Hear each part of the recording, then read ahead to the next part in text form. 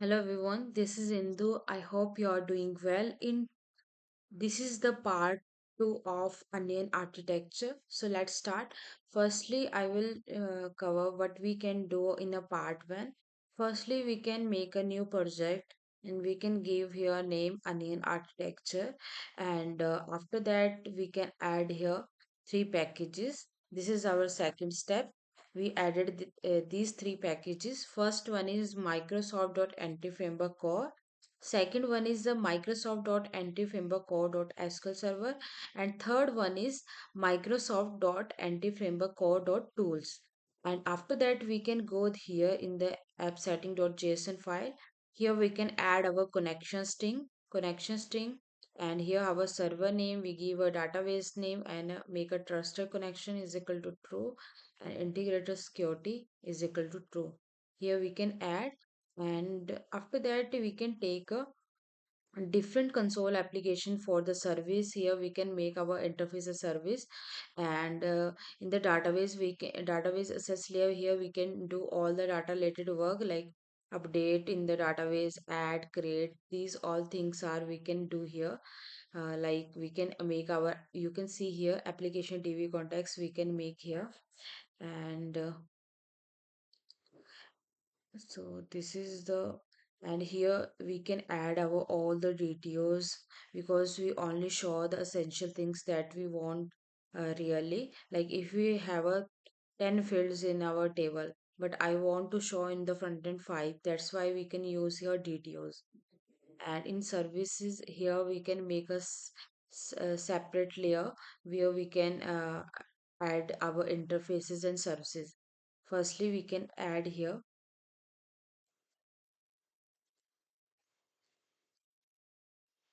public.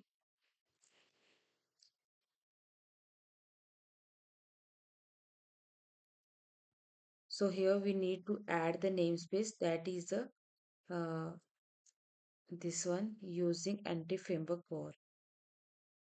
So we need to install these packages here, because here not installed, I think not install that package. So go to tools, nugget package manager, sorry, manage here.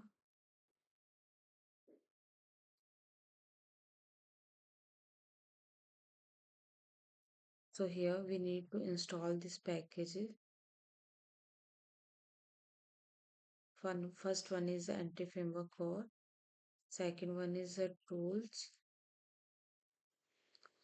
I already installed this in a main website or main application, that is the main part, that is the onion architecture. So here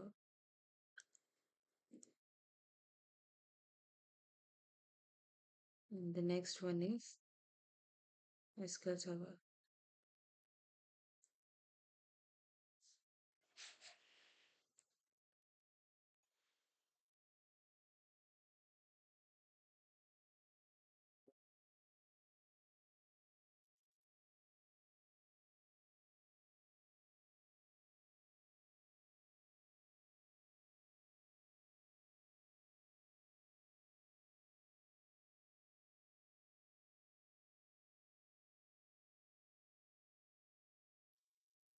We installed here, so we can copy this.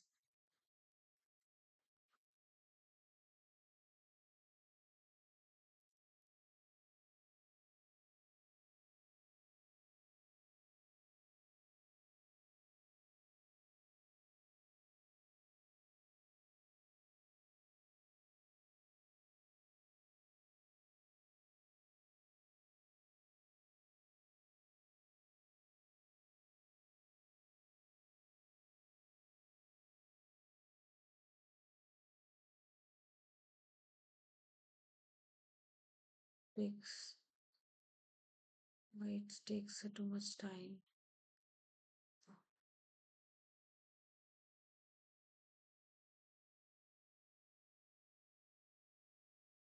Just copy these three packages and paste here in the DB context.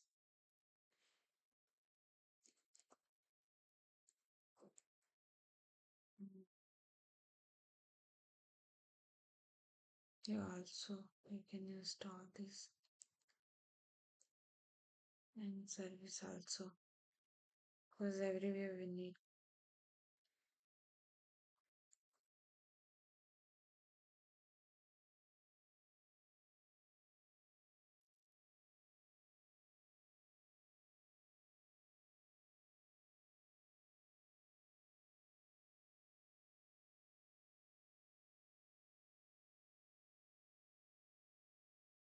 So here we need to inherit this by using anti-framework core.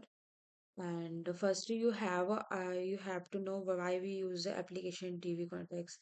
So it's a class in an anti-framework core that acts like a bridge between your C# code and the database. I can add here comment application DB context is a class in entity framework core that acts like a bridge between your C, C hash code and the database. So it's a bridge between your application and the database. It do the connectivity with your application with the database. And here we can inherit the DB context, which is the main class of EF core. So this we can inherit this we can inherit this which is the we can inherit sorry we can inherit DB context that is the main EF core class, and it is provided by when we install this package entry framework core, that time it automatically provided by core. So you can see here we need to add this namespace if we use this DB context.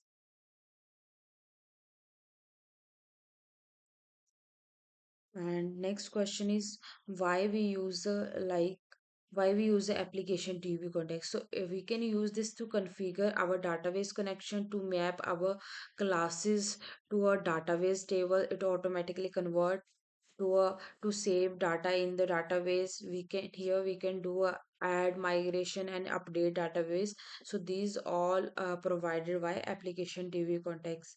So here we need firstly make a constructor public application DB context and DB text option. Yes. And after that we can take every table. For example, here we can make a table projects. So here we need to add this table in the public DB set. So what is the public DB set? DB set represent a table in a database, like how you can make a but you can give a name in the database. For example, here we can write public DB set. Here you can write your table name, that is the project, and here you can give the name that you want in the database. So now we can give a name projects. So firstly we need to add the namespace. So you can see here there is a one keyword using keyword is used when we import the namespaces. So it's also very important question in .NET interviews. So you can see here this name will be created in your database when you add migration update database. So this name will be created in your database. So a DB set represent a table in a database.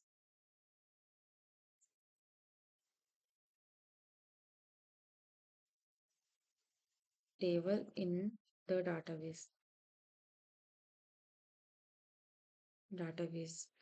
And for example, here we can take a name project in the class, but it in the database it will be created this one projects. And after that, we have a next task is we need to add the here in the program.cs file. We need to register our uh, this application DB contacts and connection string here. So we need to write here welder dot services dot add DB context. Yes, here, and here you can add context application DB context and this one and options and then lambda expression next options dot here we are using SQL server, so use SQL server, and here we can add the connection string. So that is how we can get this connection string builder dot configuration dot get connection string. This keyword we can get here. So we can write here builder dot configuration dot get connection string rounded bracket. Inside this we can put this name that we can write here in the app setting.json file, this one. Copy this and you can paste here, and after that you can close the round brackets. So like that way we can register our application DB context. Register application DB context and program.cs file. It's a main file of our application, first file, like you can say it's a main gate of our application. And now we can make a uh, uh, we can configuration we can do, and the next step is we can add the migrations. So go to tools and here nugget package manager console here, and here we can go on nugget package manager, and here we can choose package manager console, and here we can add hyphen migration.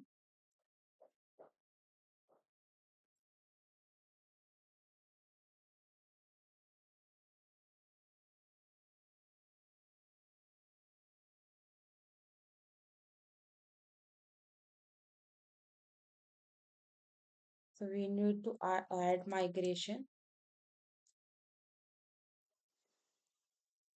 in it load because we can like add the migration first time. That's why we can write here init load, and here we need to choose this console application, that is a data sets layer, because here we can do all the data related work like add migrations and all the work we can do here.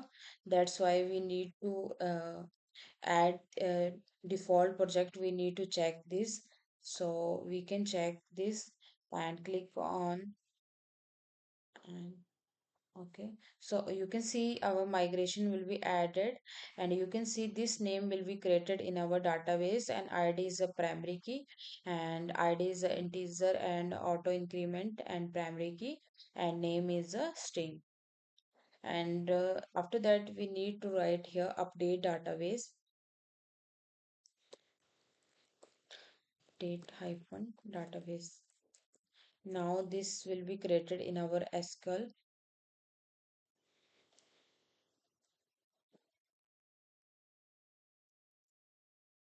So we can check in our SQL.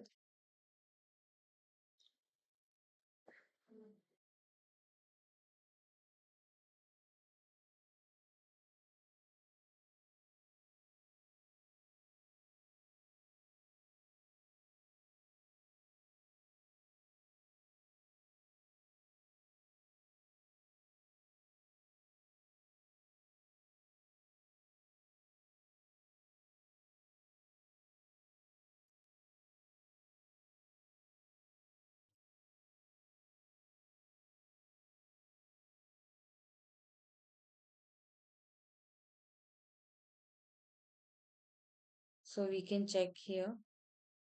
Firstly, we can check what name we can give here.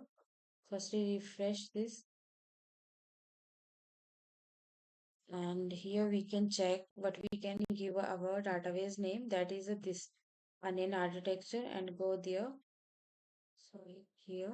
So you can see this is created, and we can make a one table, that is a project, and you can see this already created, and you can see here we can take a name project. So and here it will be created projects, but our class name is a project, simple project. So now our connection with database is established. After that, next step is we make the DTOs. So go to DTOs folder here, and we can take a new class firstly.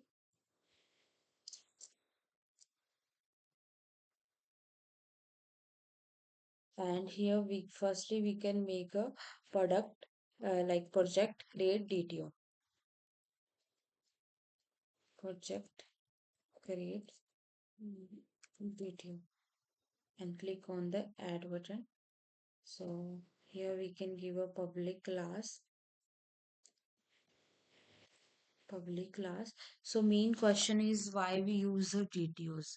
So we can use the DTOs to, like, we only want to show the essential things. Like in your table you have a multiple fields, like ID and uh, ID, password, some things. But when you can see when we create a new table, like you new record in a project table, we don't need a ID. ID is auto generated, it automatically increment. So here we can only pass the name. So that's why we make the details. We for the security purpose only, we can add only that things that we actually want. For example, in a table you have a 10 field, but in the front end you only show a 5 fields. That's why we are using here DTOs, so that we need only shows that that fields in the front end or API, in the front end API. So firstly you can add here comment. DTO means data transfer object, or why we create a next important question in an interview, why we create a DTOs. So first one is to avoid exposing our database model directly in the API. So first one is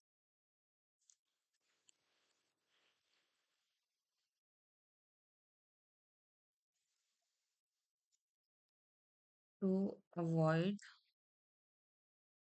exposing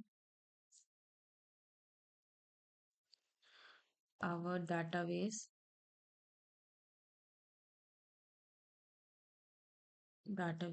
model directly in the API, and we should never send our actual product data or entity to the client for the security purpose. For example, if you have a password, you don't pass that field password to the client. So we should never send our actual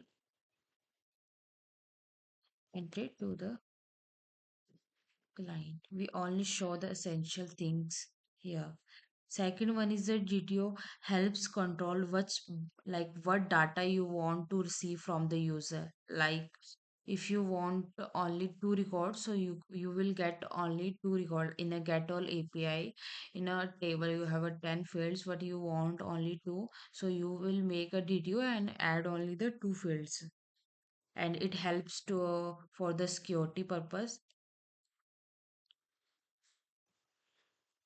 It helps to improve security,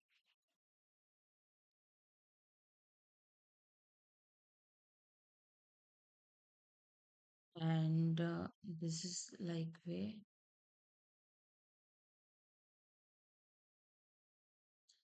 So make a here. Firstly, we will create a because when we create a new table we only need a name, because in our model you can see here there is two fields, id is or name. So id is the auto generator, so we don't need to write here in when we create a new record, so we can only take this one, name. I am making this simple so anyone can easily understand. This is I make for a freshers who just started a .NET journey. So go to DTOs here, and here we can write this.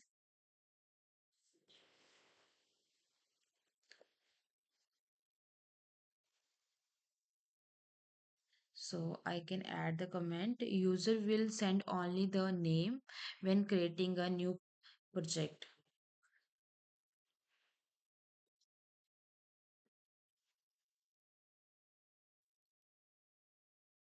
User will send only product name when creating a new project.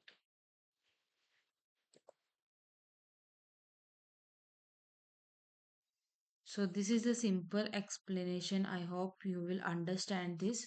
And next one is we will make for DTO for read DTO. Like when we get by ID, that time we can use this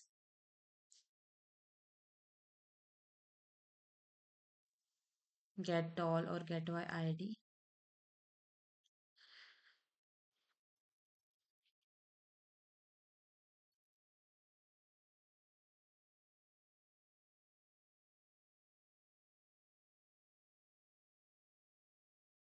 Click on add public, and here we will take when we like get all, that time we also need a id and name both, so we will take both public int id and public string name. And next one is we can make for update when we update the DTO, that fields we can use.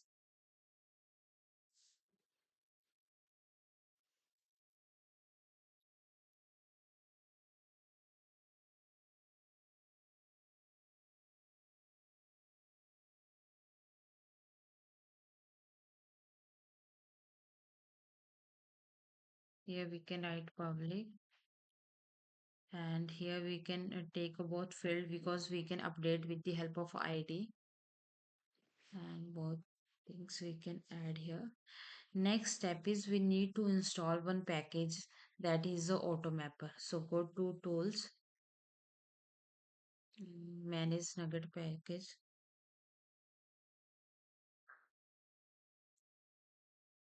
So here we can need to search AutoMapper, this one. So we need to install this. Can install any stable version 9.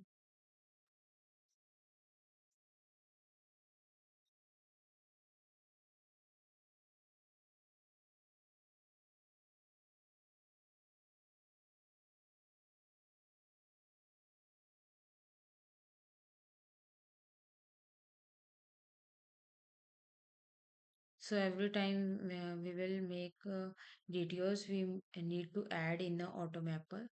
So we can take a class, add class, and here we can give a name mapping profile.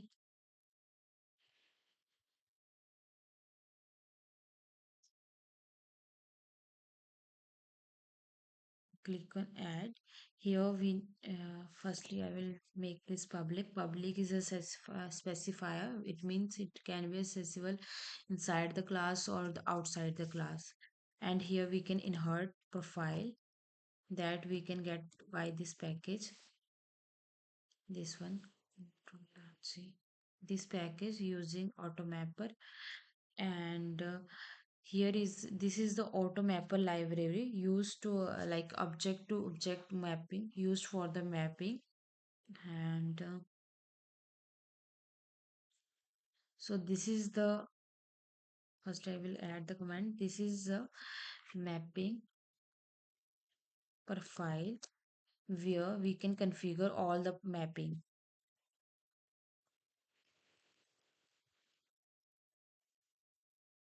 all our mappings.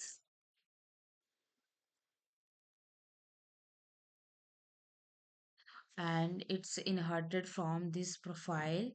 And profile will allows like how one class you can map to another, like we can map this project to a project, create DTO, update DTO, read DTO. So like that way we can make here. So it helps to make our code clean, maintainable, and it will convert our model to DTOs.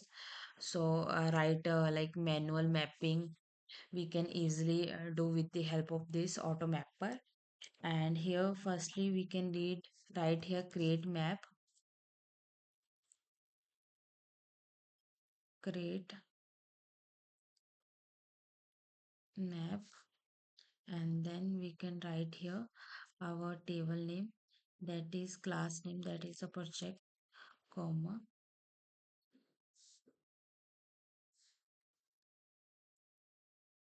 So firstly we need to add the namespace here, add reference of data this project, because we need this one, this model project name. So go to here and click on add, and here add project reference. So here what we need, data access layer. So click on OK, and now you can easily get this field, project, project, comma,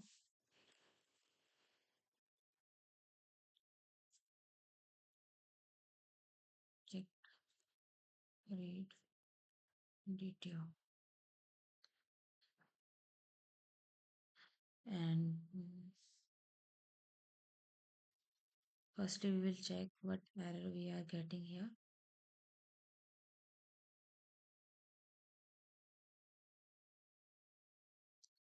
Sit in the context. Sorry, it name is wrong. We need to write here project. I will take a product,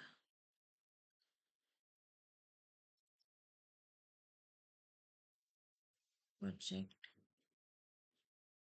and here also project, it's a correct. And here we also need to take this project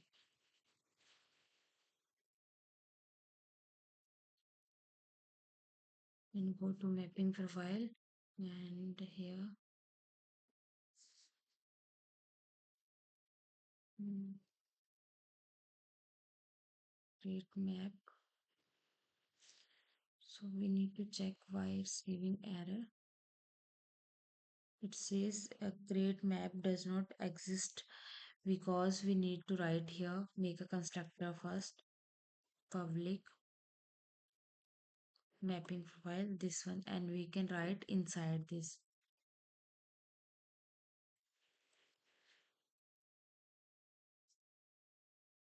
create map. And here we can write our table name, that is a project, and comma, project GTTO. Like that way we can do a mapping.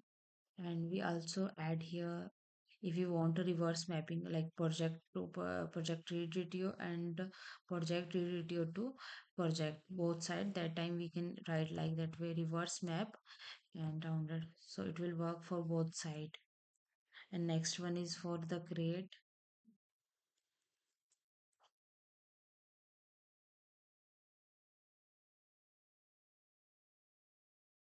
map, and inside this project create GTO, comma, project, project, and mm, it's not necessary to write a reverse map. Reverse map means it will work for both side. Create GTO to project, project GTO to create map. And next one is update.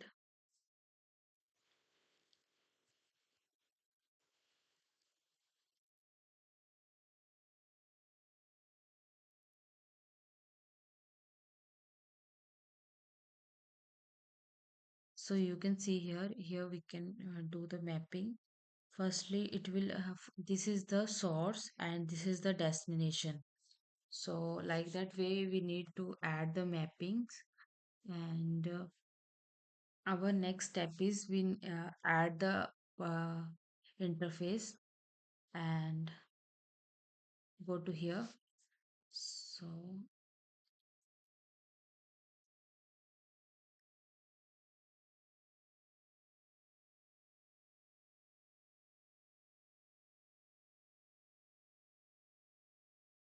I project service,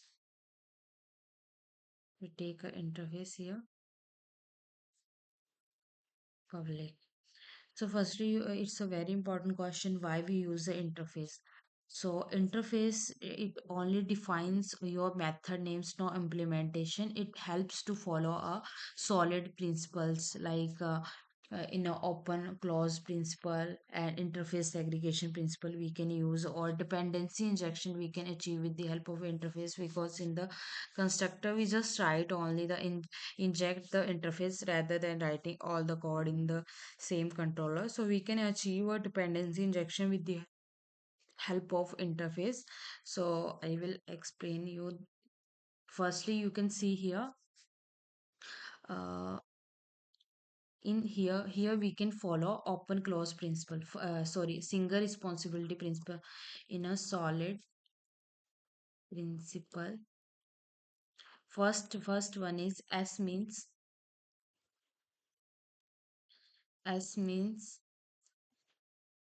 single t principle. It means a class should have only single responsibility or single reason to change, and have only the for example, you can see here in the single reason to update or extend. For example, you can see here we can take a project table. So project table have a single responsibility. Here we, if we want new field, so that will be only related to project, not a employee, not a student. So that is the first principle of a class should be the class have a class should have a single responsibility, should have single responsibility and single reason to change, single reason to change. So this is the first principle. I hope you can understand easily now. So if we want any new field, so it will be related to project, not a logging or sending email, not related to other tables. So we can add it only related to project. So this is helps to write our code clean, easy to maintain, and easily we can test, or easily we can maintain. So this is the first principle of solid. And second one is the open close principle. It means a class should be, or class or interface should be open for extension but closed for modification. For example, here we can firstly we can make a five method, but if we want a new method, so we can extend this interface rather than changing the previous method. So that is the second principle. That is the O means open close principle.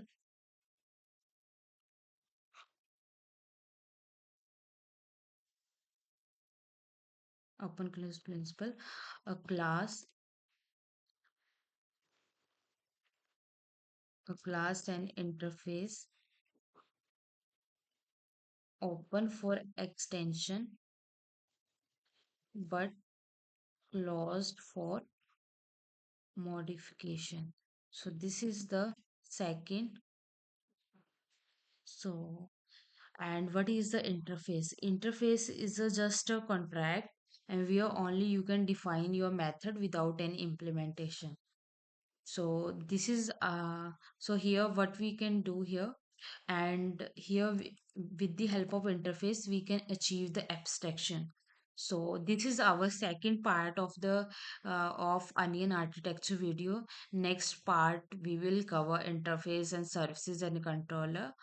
So I hope this video will be helpful for you for your .NET interview. Thanks for watching. Bye bye.